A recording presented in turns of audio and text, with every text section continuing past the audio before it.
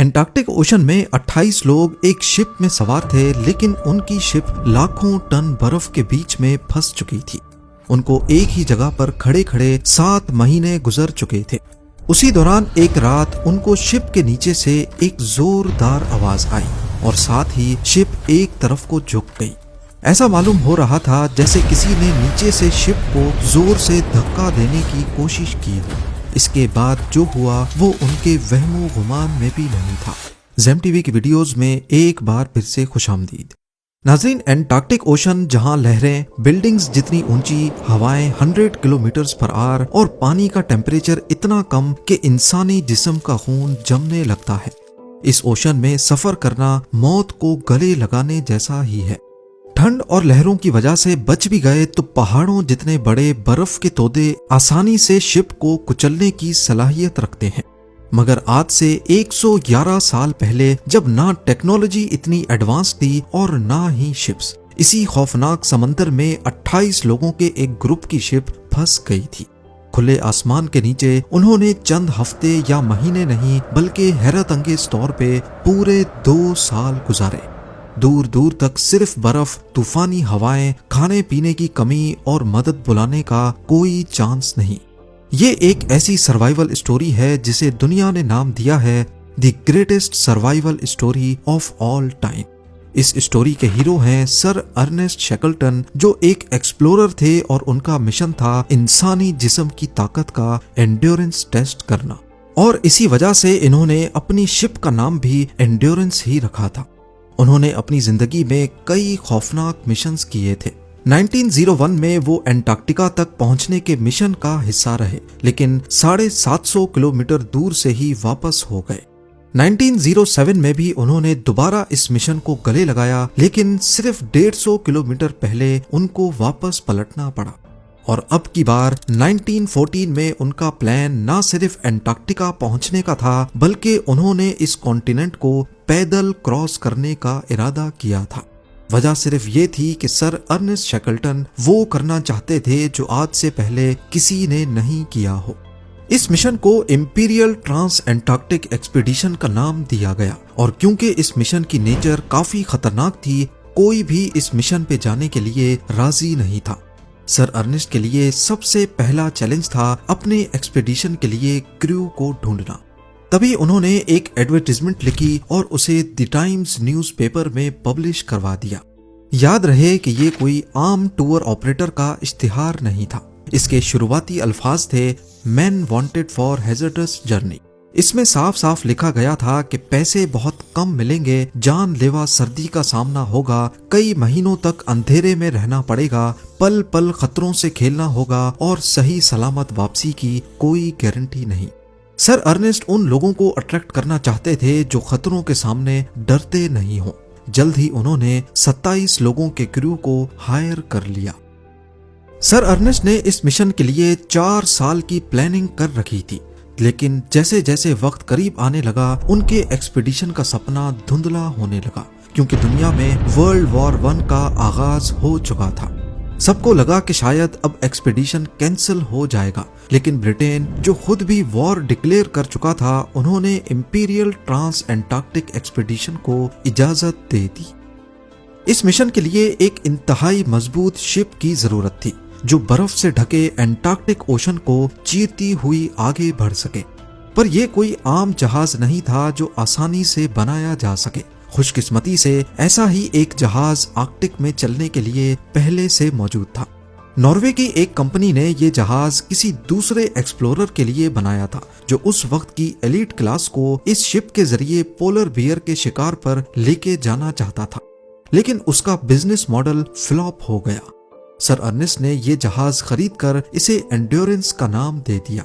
Endurance को खास तौर पर अमेरिकन ओक की मोटी लकड़ी से बनाया गया था, और डिजाइन कुछ ऐसा था कि लकड़ी बर्फ के जबरदस्त दबाव को भी बर्दाश्त कर सके।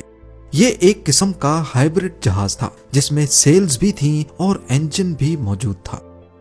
अब आखिरकार वो दिन आ ही गया जिसका सर अर्नेस्ट को पिछले कई सालों से इंतजार था। 8 अगस्त 1914 को एंड्योरेंस ने इंग्लैंड के शहर प्लेमथ से सफर का आगाज किया। अगले 4 महीनों तक वो अटलांटिक ओशन में ही सफर करते रहे। पहले वो अर्जेंटीना गए, फिर वहां से साउथ जॉर्जिया आइलैंड, और वहां पे आखिरी तैयारियां मुकम्मल करने के बाद 5 दिसंबर 1914 को उन्होंने जहाज की डायरेक्शन एंटार्क्टिक ओशन में वेडल सी की तरफ कर दी। एंड्योरेंस में 28 लोगों समेत 50 बड़ी नस्ल के कुत्ते भी थे, जिनको एंटार्क्टिका की बर्फ में साजो सामान वगैरह खींचने के काम में लाया जाना था। 46 दिनों तक ये सफर चलता रहा और अब वो सिर्फ एक दिन में ही एंटार्क्टिका के कोस्ट पे पहुंचने वाले थे। लेकिन फिर 18 जनवरी 1915 को पहली मुसीबत ने उनका रास्ता रोक दिया। हुआ कुछ यूं कि वेडल सी के ऊपर बर्फ की लेयर्स मोटी से मोटी होती गईं और एक पॉइंट पे आकर ये लेयर्स 18 फीट तक मोटी हो गईं और अब एंड्योरेंस में इतनी ताकत नहीं थी कि उन्हें चीर कर आगे बढ़ सके। ये बर्फ कहीं कहीं इतनी कमजोर भी थी कि यहीं से पैदल सफर को शुरू करना भी मुमकिन नहीं था। एंड्योरेंस अपनी मंजिल वासल बे से लगभग 130 किलोमीटर पहले ही बर्फ में फंस चुकी थी। शुरुआत में लगा कि शायद ये मसला आर्जी तौर पे आया है, लेकिन असल में ये इंपीरियल ट्रांस एंटार्क्टिक एक्सपीडिशन के रास्ते में आने वाला सबसे बड़ा मसला साबित हुआ। कई दिनों तक लगातार कोशिशें करने के बाद उन्होंने 300 टन वजनी शिप को मैन्युअली आगे बढ़ाने का फैसला किया। लगातार अगले 2 दिनों तक बर्फ को काटने और रास्ता बनाने का काम करते करते क्रू बिल्कुल एग्जॉस्ट हो गया, लेकिन ये काम उनकी सोच से भी ज्यादा मुश्किल था। कई दिनों की मेहनत के बाद वो शिप को महज 300 मीटर तक ही आगे बढ़ा सके, लेकिन उसके बाद एंड्योरेंस दोबारा फंस गई।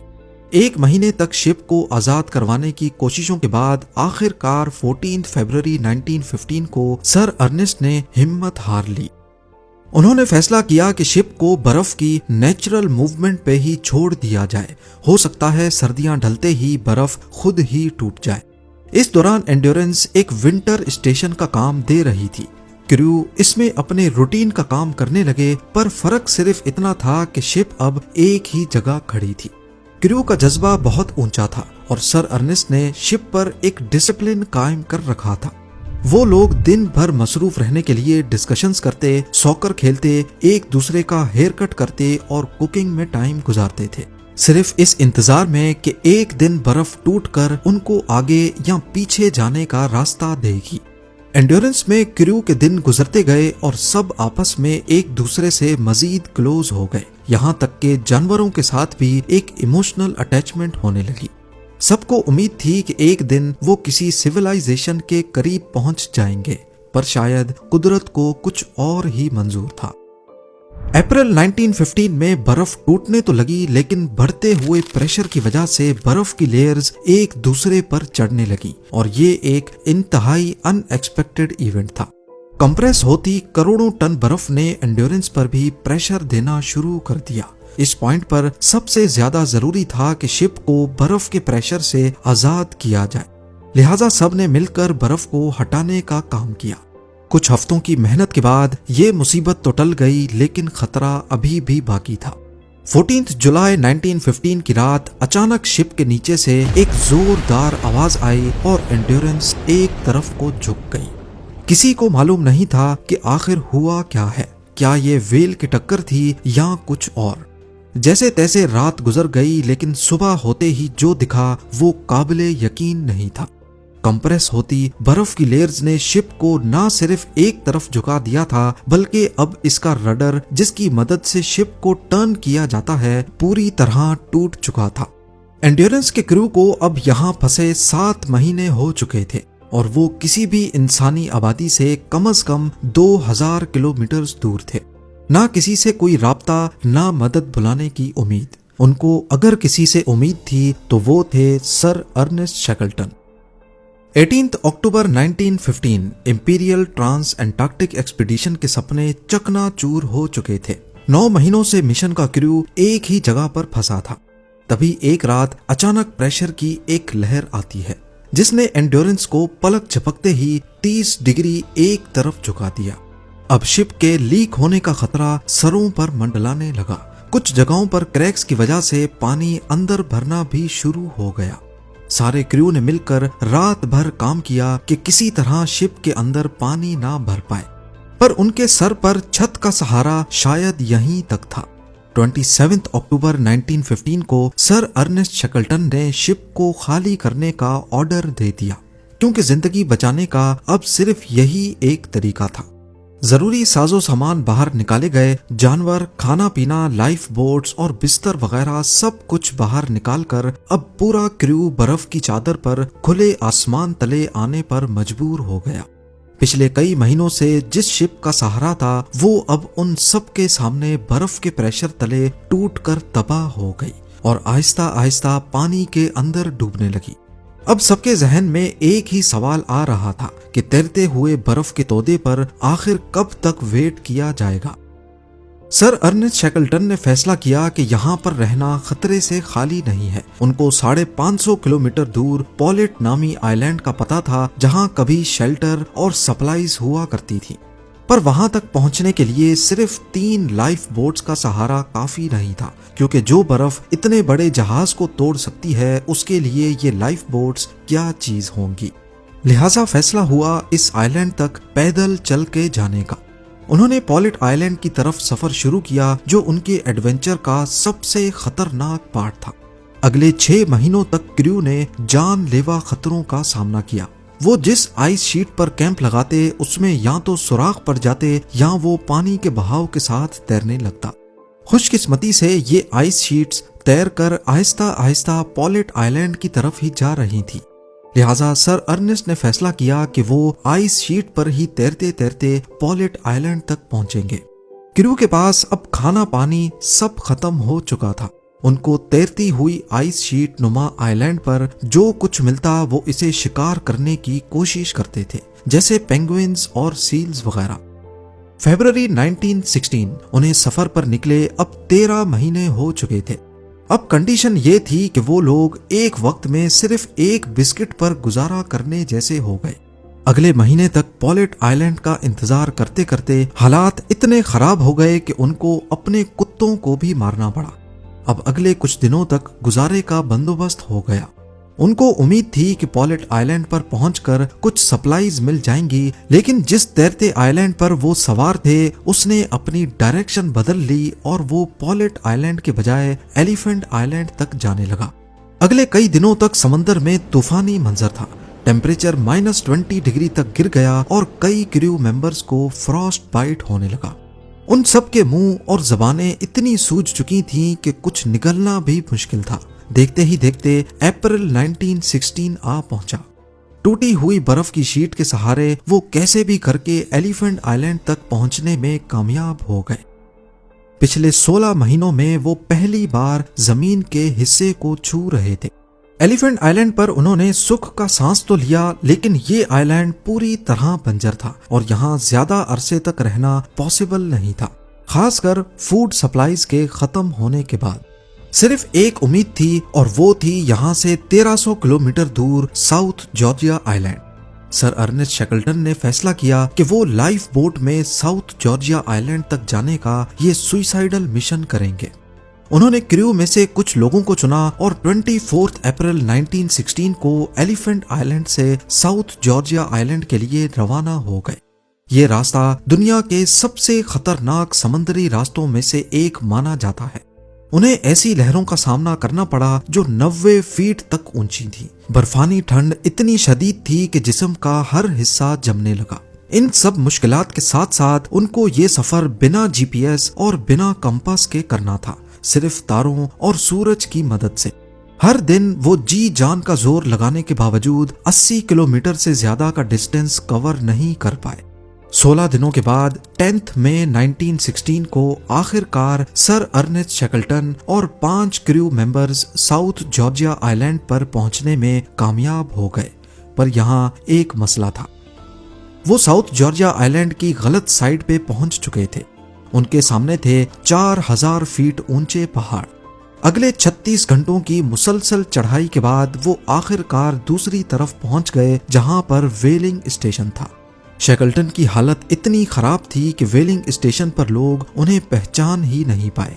किसी को भी यकीन नहीं आया कि तकरीबन 1.5 साल पहले निकलने वाले सर अर्नेस्ट इस हालत में यहाँ पहुंचे हैं। 3 दिनों तक साउथ जॉर्जिया में रहने के बाद सर अर्नेस्ट वापस निकल पड़े एलिफेंट आइलैंड की तरफ, जहां वो 22 लोगों को बुरी हालत में छोड़कर निकले थे। उन्होंने एलिफेंट आइलैंड पहुंचने के लिए कई नाकाम कोशिशें की।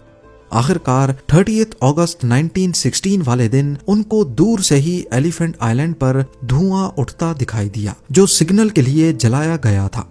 सर अर्नेस्ट को मालूम नहीं था कि उनके कितने लोग जिंदा बचे हैं, पर करीब आने पर हैरत अंगेज तौर पे उन्होंने तमाम एलिफेंट आइलैंड के क्रू को जिंदा और सही सलामत पाया। 8 अगस्त 1914 को वो पहली बार इंग्लैंड से निकले थे। पूरे 2 साल और 22 दिनों के बाद उन्होंने अपनी पूरी टीम को सही सलामत वापस अपने घर पहुंचा दिया। बेशक उन्होंने अपना असल मिशन कभी पूरा नहीं किया। पहले भी 2 बार उन्होंने साउथ पोल तक पहुंचने के फेल्ड अटेम्प्ट्स किए और इंपीरियल ट्रांस एंटार्क्टिक एक्सपेडिशन में भी वो 120 किलोमीटर पहले ही फंस गए थे। पर उनकी इस सर्वाइवल स्टोरी ने उन्हें वो मकाम दिलाया जो शायद उन्हें मिशन कंप्लीट करने पर भी नहीं मिल सकता था। इस वाक़े के 107 सालों के बाद साल 2022 में एंड्योरेंस को एंटार्क्टिक ओशन में आखिरकार ढूंढ लिया गया। एंड्योरेंस आज भी 3000 मीटर नीचे ओशन फ्लोर पर मौजूद बिल्कुल परफेक्ट हालत में प्रिजर्व्ड है। यहाँ तक कि इस पर लिखा नाम भी सही से पढ़ा जा सकता है। उम्मीद है जेम टीवी की ये वीडियो भी आप लोग भरपूर लाइक और शेयर करेंगे। आप लोगों के प्यार भरे कमेंट्स का बेहद शुक्रिया। मिलते हैं अगली शानदार वीडियो में।